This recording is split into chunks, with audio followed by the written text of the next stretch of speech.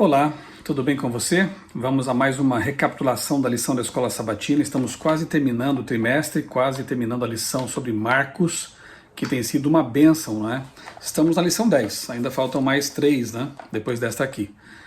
A lição 10, os últimos dias, então chegamos àquele famoso sermão profético, em que Jesus ele mescla ali informações a respeito da destruição de Jerusalém no ano 70 e também informações relacionadas com a sua segunda vinda. O verso principal da lição, Marcos 13, 26 e 27, diz assim, os versos principais, né? Então verão o Filho do Homem vindo nas nuvens com poder e grande glória. E então ele enviará os seus anjos e reunirá os seus escolhidos dos 4 ventos da extremidade da terra até as extremidades do céu. Antes de avançarmos aqui, mais uma vez eu peço que você se inscreva no canal, caso não tenha feito isso ainda. Acione o sininho aí para receber as notificações de novas postagens e compartilhe os conteúdos aqui do canal. Faça comentários também abaixo dos vídeos. Tudo isso faz com que os algoritmos aí do YouTube entendam que o canal e os conteúdos têm relevância, ok?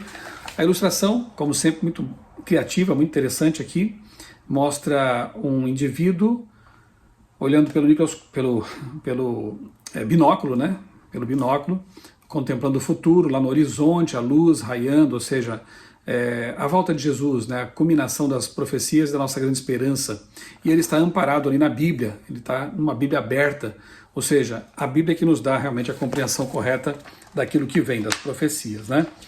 A introdução da lição diz assim, que Marcos 13 deixa claro que o cumprimento das profecias vai do tempo do profeta, que a fez, nesse caso Jesus, até o tempo do fim, concluindo com a segunda vinda de Cristo. Esse padrão segue o que é conhecido como interpretação historicista das profecias a respeito do fim. Isso está em oposição às tentativas de situar o cumprimento dessas profecias exclusivamente no passado ou no futuro, que daí seriam as correntes aí, interpretativas historicista ou futurista, né? E realmente, né, o padrão historicista ele se repete em muitos trechos da Bíblia. A gente vê, por exemplo, Daniel capítulo 2, a profecia começa no tempo de Babilônia, o tempo do profeta, e vai avançando pelo tempo até chegar à volta de Jesus, que é a pedra que atinge a estátua lá nos pés. Nós temos as 7 cartas do Apocalipse com o mesmo padrão, começam no tempo do profeta, João nesse caso, e avançam até o fim da história com Laodiceia. Esse é um padrão bíblico, esse é um padrão historicista que nos protege de cometer erros ou interpretações estapafúrdias, como muitos aí têm feito, né? A lição de domingo fala sobre a oferta da viúva pobre, então é Marcos 12, 41 a 44. Nós vemos ali, de fato, uma senhora que deu apenas o equivalente a 32 avos de um denário, né, o salário habitual de um diarista, ou seja, ela deu uma oferta muito pequena. E Jesus, curiosamente, em lugar de destacar aqueles que estavam dando grandes somas e grandes quantias, enfim, ele chama a atenção dos discípulos para a oferta daquela viúva, que foi muito pequena. Então, o que importa não é a quantidade, mas a disposição do coração e estar fazendo a vontade de Deus, né? E a vontade de Deus é que nós sejamos dizimistas, ofertantes. Ah, mas existe corrupção, os seres humanos podem cometer erros. Será que não era o caso também aqui no tempo dessa viúva de Jesus? Pense, Anás e Caifás eram os que dirigiam, né, ali os serviços no templo, eram os sacerdotes naquele momento da história e eram totalmente corruptos. Então os corruptos darão contas a Deus, os corruptos terão que prestar contas da infidelidade deles e do desvio, muitas vezes, daquilo que deveria ser empregado na pregação do Evangelho. Deus é o dono da prata e do ouro, de todas as riquezas, obviamente, e Ele pede que nós sejamos fiéis da nossa parte, né? 10% que é o dízimo e as ofertas como um pacto que devemos estabelecer também com Deus para ajudar nas missões, na pregação do Evangelho. Então, quando entendemos que os nossos recursos são abençoados por Deus, a gente doa e devolve com alegria, com satisfação no coração. E são esses doadores e ofertantes que Deus aprecia, porque fazem isso de todo o coração. Está lá em Malaquias 10 e vários outros textos. Jesus mesmo afirmou a importância do dízimo, né, quando disse aos fariseus que eles dizimavam de tudo, né, do cominho, da hortelã, né, especiarias, que eram caras, né? Então eles eram fiéis no dízimo, mas estavam negligenciando a justiça, a misericórdia, a bondade. E Jesus então disse para eles, vocês deviam fazer essas coisas sem negligenciar aquelas. Ou seja, deveriam ser misericordiosos, justos, corretos, sem deixar de ser dizimistas fiéis, ofertantes fiéis. Então nós temos no Antigo Testamento, no Novo Testamento, evidências bíblicas de que devemos continuar sendo fiéis com os nossos recursos a fim de ajudar a causa de Deus. E aqui no finalzinho da lição de domingo diz assim, que por outro lado, reter dízimos ou ofertas, quando os líderes cometem equívocos, significa que estamos vinculando a doação às ações deles, em vez de entregar em agradecimento a Deus. Por mais tentador que seja fazer isso, está errado. Então, Deus promete, inclusive, abençoar aqueles que são fiéis, independentemente dos outros que eventualmente não sejam fiéis, como os dizimistas. Então, o fato de Jesus enaltecer a atitude daquela viúva realmente nos chama a atenção para a importância de sermos fiéis, dizimistas, ofertantes, para beneficiar a causa de Deus e para sermos abençoados também. É um antídoto, né, contra a ganância, contra o autocentrismo, né, a vida em torno de nós mesmos. Deus, ele sabe o que faz sempre. Aí temos aqui na sequência uma análise, um estudo. Eu quero convidar você a abrir sua Bíblia para nós lermos juntos aqui. Marcos capítulo 13. E vamos até o fim do capítulo, porque essa é a proposta da lição para esta semana. Não deixe de estudar a sua lição. A lição da Escola Sabatina tem o propósito de nos aproximar da Palavra de Deus, nos levar a ter um contato diário, estudar temas importantes e manter a unidade da igreja. Porque é tão bonito saber que, enquanto estudamos aqui no Brasil a lição da Escola Sabatina esse tema, irmãos do Japão, irmãos na África, na América do Norte, na Ásia, estão estudando o mesmo tema. E isso realmente promove a união, a unidade da igreja em termos de doutrina, em volta da palavra de Deus, e nos mantém como aquilo que sempre fomos chamados, o povo da Bíblia, né? Vamos lá então, vamos ler aqui o capítulo 13. Quando Jesus estava saindo do templo, um dos seus discípulos lhe disse: Mestre, que pedras, que construções! Mas Jesus respondeu: Você está vendo essas grandes construções? Não ficará aqui pedra sobre pedra que não seja derrubada. Porque Jesus, como profeta e como Deus onisciente, já sabia, né, que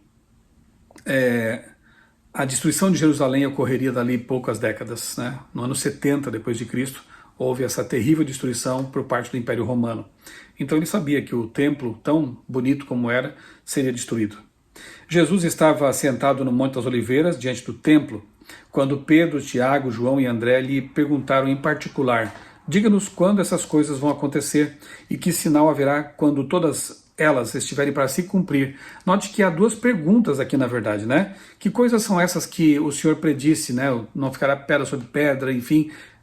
Quando vai acontecer isso? E que sinal haverá quando tudo tiver para se cumprir, né? Em Mateus a gente vê que eles até falam, ali o Mateus apresenta da seguinte forma: que sinal haverá da tua vinda? E aí Jesus, inclusive por bondade e misericórdia, ele começa a misturar, né, os dois eventos, porque eles precisavam saber que realmente haveria uma destruição de Jerusalém próxima, mas também, de alguma forma, Jesus ocultou deles que a sua segunda vinda demoraria muito tempo ainda, né? Estamos aqui, século 21, aguardando ainda a volta de Jesus. E não seria interessante para eles, naquele momento, saber que demoraria tanto tempo, né? Eles foram fiéis, pregaram o Evangelho com todas as forças, com toda a sua fé naquele tempo. Então Jesus começou a dizer-lhes, e aqui vem o sermão profético, né, equivalente ao de Mateus 24, né? Tenham cuidado para que ninguém os engane. Muitos virão em meu nome dizendo, sou eu, e enganarão a muitos. Quando vocês ouvirem falar de guerras e rumores de guerras, não se assustem. É necessário que isso aconteça, mas ainda não é o fim. Nação se levantará contra nação, reino contra reino, haverá terremotos em vários lugares e também fomes. Essas coisas são o princípio das dores. Lá em Mateus menciona inclusive epidemias, né, pestes. Então tudo isso aqui realmente tem acontecido cada vez com mais frequência, intensidade em todo o mundo, e isso nos mostra que realmente a volta de Jesus ela se aproxima. Estejam de sobreaviso, porque as pessoas os entregarão aos tribunais e às sinagogas, vocês serão açoitados e por minha causa serão levados à presença de governadores e reis. E isso de fato aconteceu com os discípulos, né? Para lhes servir de testemunho, mas é necessário que primeiro o Evangelho seja pregado em todas as nações. Então este Evangelho do Reino será pregado em todo o mundo, como diz Mateus, e então, como escreveu Mateus, e então virá o fim. Então essa é a última profecia que falta se cumprir. E de alguma forma nós podemos e devemos nos envolver nesse processo, também no cumprimento dessa profecia, ao pregar o Evangelho por todos os lugares por onde passarmos, deixarmos ali livros missionários, darmos estudos bíblicos, pregarmos, usarmos as redes sociais para falar da volta de Jesus. É o que Deus espera de nós. Quando, pois, levarem vocês para os entregar, não se preocupem com o que irão dizer, mas digam o que lhes for concedido naquela hora, porque não são vocês que estão falando, mas o Espírito Santo. Então veja que promessa bonita, né? Quando formos levados a dar testemunho, se nós andamos com Jesus, temos uma vida de comunhão com Deus, as palavras que nós dissermos serão dirigidas pelo Espírito Santo. Aquele, porém, que ficar firme até o fim, esse será salvo. Jesus, ele diz isso aqui, ele repete depois no Apocalipse, né? Porque lá temos essa mesma fala, aquele que ficar firme até o fim, esse será salvo. Perseverança, né? Persistência em permanecer no caminho de Deus, não abandonar o caminho de Deus. E aí vem a questão da grande tribulação, do verso 14 até o verso 21, diz assim que quando pois vocês virem, futuro, percebeu? Não é quando vocês tiverem visto, quando vocês virem, e isso é muito importante, o abominável da desolação, situado onde não deve estar, quem lê entenda. Por que quem lê entenda? Porque Jesus está fazendo uma referência direta a Daniel capítulo 9, versos 26 e 27, que mencionam o abominável da desolação ali no lugar santo. E aqui a gente entende como sendo realmente a invasão dos romanos e a profanação do santuário de Deus, a destruição do santuário no ano 70. Mas tem gente que, tentando desviar a atenção de Roma e depois principalmente, né, daquela que foi a herdeira do Império Romano, a Igreja Romana, colocam esse abominável aqui como sendo Antíoco Epifânio, que viveu lá para o 2º século antes de Cristo. Antíoco Epifânio, um líder, um governador sem muita expressão, tanto que nem ficou assim tão importante na história. O próprio Isaac Newton, em seu livro sobre Daniel e Apocalipse, apresenta ali uma série de motivos porque Antíoco Epifânio não pode ser a ponta pequena, não pode ser Roma, não pode ser o abominável da desolação, por vários e vários motivos. Mas basta este aqui para a gente, que já está presente aqui em Marcos. Jesus usou o verbo no futuro. Então, no tempo de Jesus, esse abominável não tinha vindo ainda. Então não podia ser um governador, um líder, qualquer coisa assim, lá do 2º século antes de Cristo. Porque senão, repito, o verbo seria quando vocês já tiverem visto, né, esse abominável. Então não faz sentido apresentar qualquer poder, qualquer pessoa que tenha vivido antes de Cristo. Jesus usa o verbo no futuro. Vocês vão verão esse abominável, né? Então os que estiverem na Judéia fujam para os montes. Quem estiver no terraço não desça nem para tirar de casa alguma coisa. E quem estiver no campo não volte atrás para buscar a sua capa. Então realmente era para fugir, né? Quando Jerusalém estivesse cercada pelos exércitos de Roma, e você sabe que houve 2 cercos, né? O primeiro cerco aconteceu em 68, por algum motivo misterioso, os exércitos de Roma voltaram atrás e deixaram então livres os portões para que quem soubesse da profecia e levasse a sério as palavras de Jesus, fugisse de Jerusalém, fugisse para os montes, né? E saíssem dali. Porque depois, no ano 70, então, Tito, esse general romano, veio e aí sim, devastou tudo, né? E profanou realmente Jerusalém, o santuário. Aí diz ainda que ai daquelas que estiverem grávidas e das que amamentarem nesses dias. Orem para que isso não aconteça no inverno. E Mateus acrescenta até que orem para que isso não aconteça no inverno nem no sábado, porque fugir na situação de grávida ou de amamentando bebês, ou então no sábado, um dia de descanso para os cristãos. Primeiro os cristãos guardavam o sábado, você sabe muito bem disso, né? Quem mudou isso depois acontece lá pelo 4º século com Constantino. Então, os cristãos verdadeiros sempre guardaram o sábado. E essa profecia, inclusive, mostra que lá no ano 70, os filhos de Deus, os cristãos verdadeiros, ainda estariam guardando o sábado. Porque senão Jesus teria dito lá em Mateus, orem para que a fuga não seja no inverno nem no domingo. Mas ele profetiza que lá adiante, né, no ano 70, ainda os cristãos estariam guardando o sábado. porque aqueles dias serão de tamanha tribulação como nunca houve, desde o princípio do mundo, criado por Deus até agora, nunca jamais haverá. Então aqui já há uma menção à grande tribulação inigualável até agora, que ocorreu nos anos ali entre 538 e 1798, com aquilo que a gente conhece como um tempo, dois tempos, metade de um tempo, ou a 42 meses na Apocalipse 13, ou simplesmente, como já diz Daniel e também lemos no Apocalipse, 1260 anos. Foi realmente um período terrível.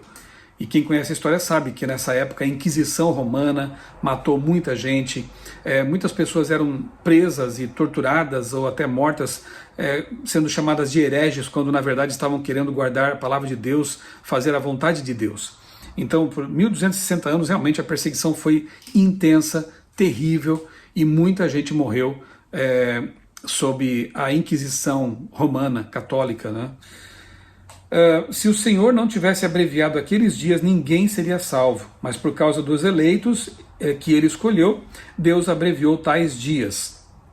E muitos estudiosos entendem que esse abreviamento dessa perseguição, ou seja, ocorreu a partir da Reforma Protestante, quando muitas pessoas começaram a despertar dos enganos, e em 1798 acontece ali a ferida mortal que está relatada em Apocalipse 13, né? Quando o general Berthier, de Napoleão Bonaparte, prende o Papa morre na prisão, os bispos se tornam reclusos e aparentemente a Igreja Romana iria acabar naquele momento. Claro que a profecia diz que haveria um processo de cura dessa ferida e toda a terra se maravilharia seguindo a besta. E esse processo realmente está em andamento, já está quase completo, na verdade. O prestígio, o respeito da Igreja Romana foram recuperados, né? Então houve um abreviamento, como diz aqui a profecia. Então, se alguém disser a vocês, olhem, aqui está o Cristo, ou olhem, ali está ele, não acreditem, porque surgirão falsos cristos e falsos profetas, operando sinais e prodígios para enganar, se possível, os próprios eleitos. Estejam de sobreaviso, tudo isso tenho predito a vocês. Uma dessas profecias falsas, né, agora eu falo sobre um fato e não sobre as pessoas, porque eu respeito as pessoas, mas precisamos destacar os fatos, né, falsas profecias, foi o anúncio das testemunhas de Jeová, de que Jesus teria voltado secretamente, invisivelmente, em 1914. Em primeiro lugar, a Bíblia não fala em lugar nenhum que a vinda de Cristo seria invisível. Então, erro número 1 das testemunhas de Jeová é anunciar uma vinda invisível de Jesus. Sempre ele diz com poder e glória, semelhante ao relâmpago que cruza o céu de ponta a ponta, todo olho o verá, diz Apocalipse 1:7. Então, não há nenhuma menção, qualquer menção de uma vinda secreta. E segundo, dizer que ele já tenha vindo, sem que tenha havido a ressurreição dos mortos, sem que tenha havido a grande tribulação, sem que tenha havido uma série de profecias, a pregação do evangelho em todo mundo, tudo isso ainda não aconteceu. Então é óbvio que Jesus não pode ter voltado ainda, né? Então, repito, se alguém disser, olhem, aqui está o Cristo, ou olhem, lá está ele, visivelmente ou secretamente, não acreditem. Surgirão falsos cristos e falsos profetas. Então, ao anunciarem que Jesus voltou de forma secreta em 1914, infelizmente, essas testemunhas de Jeová que fizeram esse anúncio estavam sendo aqui chamadas por Jesus de falsos profetas. Uma pena que isso tenha acontecido, né? Mas eu repito, é óbvio que há muitas pessoas sinceras também naquele movimento religioso. Conheço pessoas ali que servem da forma como elas acreditam, né? Servem a Deus e fazem aquilo que acham que é o correto. Mas não podemos deixar de destacar que isso que eles fizeram foi uma falsa profecia, duplamente errada, né? E aí vem aqui o texto a partir do verso 24, a vinda do Filho do Homem. Mas naqueles dias, após a referida tribulação, então veja, após a tribulação dos 1260 anos, acontece o quê? O escurecimento do sol, da lua, que não dará sua claridade, ficou vermelha, e as estrelas caindo do firmamento, a grande chuva de estrelas que acontecem aí numa sequência bem próxima ali de 1844, do desapontamento profético, após, né, o começo do tempo do fim. Então, perfeita a profecia, né? Então, depois de tudo isso, verão o Filho do Homem vindo nas nuvens com grande poder e glória, nunca é secreto. Então ele enviará os anjos e reunirá os seus escolhidos, dos quatro ventos, dos quatro cantos da terra, né, de todo o planeta, da extremidade da terra até a extremidade do céu. Depois vem a parábola da figueira, que fala de preparo, né? Aprendam, pois, a parábola da figueira, quando já os seus ramos se renovam, as folhas brotam, vocês sabem que está próximo Assim também vocês, quando virem acontecer essas coisas, saibam que está próximo às portas. E aí vem um texto que traz alguma controvérsia, né? Em verdade lhes digo que não passará essa geração sem que tudo isso aconteça. Passará o céu e a terra, as minhas palavras não passarão. Então, antes de ler aqui o final do capítulo 13, deixa eu ler para vocês o que a lição traz aqui como explicação para essa questão do passará esta geração, sem que essas coisas se cumpram, né? Aquela geração já não morreu faz tempo. Bem, a lição diz assim, ó. Várias respostas foram propostas. Primeira, a palavra geração poderia se referir a um grupo étnico, nesse caso, os judeus. Isso significaria que os judeus não desapareceriam antes da volta de Cristo, como de fato não desapareceram. 2. A geração das pessoas que viram todos os sinais se cumprindo não morreria antes da volta de Cristo. Uma proposta mais simples é 3. Jesus ligou a palavra isto a esta geração e a palavra aquele a aquele dia. Está lá em Marcos 13:30 e Marcos 13:32. Em Marcos 13, as palavras isto, essas coisas, são semelhantes, em grego houtos, haute e touto, ocorrem principalmente nos versos 1 a 13, que descrevem os eventos que levaram à destruição de Jerusalém. Por outro lado, a palavra aquele, em gregos ekeinos, caracteriza a última parte do capítulo, que descreve a volta de Jesus.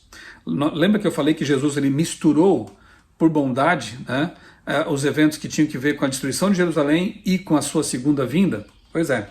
Assim, esta geração provavelmente se refira à geração do primeiro século, que viu a destruição de Jerusalém no ano 70, como descreve Marcos 13:30. Contudo, Marcos 13:32 se refere à segunda vinda de Cristo, que estava mais distante do primeiro século. Consequentemente, Marcos 13:32 usa a palavra aquele dia, né, a expressão aquele dia, para se referir a eventos que estavam muito ou mais distantes do primeiro século. É um verso intrigante realmente, mas é possível, quem sabe, entendê-lo, né, dessa forma. Então, 3 propostas, eu creio que a terceira realmente seja mais lógica, até porque o capítulo ele mistura os dois eventos. Finalmente, mas a respeito daquele dia e hora, ninguém sabe, nem os anjos do céu, nem o Filho, senão o Pai. Enquanto Jesus esteve na terra com a sua divindade, digamos assim, limitada ou encoberta pela carne humana, ele não tinha também a sua onipresença e também sua onisciência estava limitada, de forma que, quando esteve aqui, não sabia quando seria a sua vinda. Obviamente que agora no céu, desde então, né, ele já ali no santuário celestial, com sua plena divindade, ele deve saber realmente quando vai voltar, né? Estejam de sobreaviso e vigiem, porque vocês não sabem quando será o tempo. Então, se alguém aparecer por aí dizendo que, ou sugerindo que Jesus voltará em 2027, 2031, vários já sugeriram no passado e acabaram ficando envergonhados porque não aconteceu sua profecia, é porque não aprendem o que está claro aqui na palavra de Deus, né? Ninguém sabe o dia nem a hora da volta de Jesus. Alguns espertinhos dizem, ninguém sabe o dia nem a hora, mas dá para saber o ano. Não. Lá em Lucas capítulo 1, né, diz que ninguém sabe os tempos que tem que ver com a volta de Jesus, isso está reservado para Deus. Deus não quis revelar para seus filhos quando será, para que ninguém se prepare em cima da hora também, para que todo mundo esteja preparado o tempo todo, até porque não sabemos quando morreremos, na verdade, como será o nosso futuro. Então, temos que estar prontos a cada momento, independentemente de quando ele vai voltar. Voltando, estamos prontos para subir com ele. Como um homem que, ausentando-se do país, deixa a sua casa, dá autoridade aos seus servos, a cada um a sua obrigação, e ao porteiro ordena que vigie. Portanto, vigiem, porque vocês não sabem quando virá o dono da casa, se à tarde, se à meia-noite, se ao cantar do galo, se pela manhã, para que, vindo ele, inesperadamente, não encontre vocês dormindo. O que, porém, digo a vocês, digo a todos, vigiem. A tônica do capítulo é vigilância, estar preparados, estar em paz com Deus, cumprindo a missão, para que no momento em que ele vier, nós estejamos prontos, né? Vigilância dupla, vigilância do coração, como está o nosso coração, como está a nossa vida, estamos preparados, e vigilância em relação aos sinais que estão acontecendo no mundo e que apontam realmente para a brevidade da volta de Jesus, embora não saibamos quando vai ser exatamente. Vamos orar? Querido Deus, bondoso Pai, muito obrigado por mais essa lição maravilhosa que nos faz pensar na importância do preparo para a volta de Jesus. Ajuda-nos, Senhor, a estar prontos para esse grande evento, prontos para a nossa morte, se for o caso, e enquanto aguardamos, trabalhemos com dedicação, com fé, anunciando a volta de Jesus a um mundo que precisa tanto conhecer essa verdade. Nós oramos e te agradecemos tudo, em nome dele, o nosso Senhor e Salvador Jesus Cristo. Amém. Um abraço para você, Deus abençoe grandemente a sua vida e também a sua família.